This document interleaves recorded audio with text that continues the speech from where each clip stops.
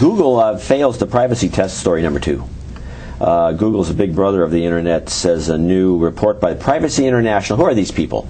Let's start off with that. Anybody know? Eurotrash. They're Eurotrash? They're a long-standing, highly respected privacy advocacy group. They do. You know them? Yes, I do. I've met them. Okay. I've talked to them, seen them at conferences, and they do periodic reports, not just on companies, but also on countries and how countries are doing with maintaining privacy for their citizens. And so you can trust them. According to this article, the Human Rights Organization says Google is the worst of the top IT companies. I don't want to call them an IT company. It's kind of old-fashioned. Other contenders include Microsoft, Apple, eBay, and Yahoo. I would assume PayPal's in that somehow.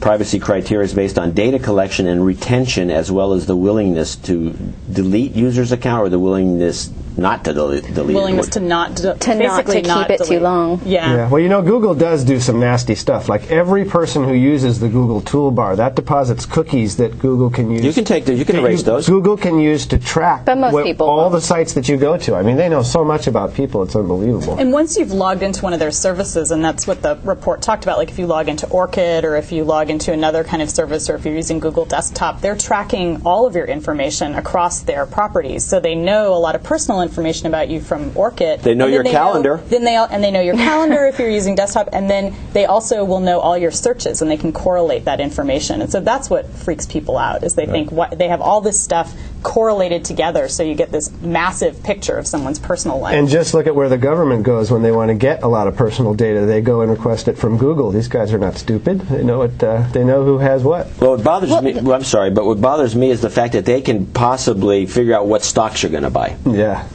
Sure. Or if you're going to get a mortgage, or if you need health insurance, they can target ads at you and things like that. Well, Google's saying that they need this, though, and they released something this morning that I just glanced briefly called custom search. So, I mean, their point is that it does make your searches better. So, what's that face? You don't think that it does at all? It's a trade-off. I think it does. I think search is progressively She's catching me making faces. You're busted.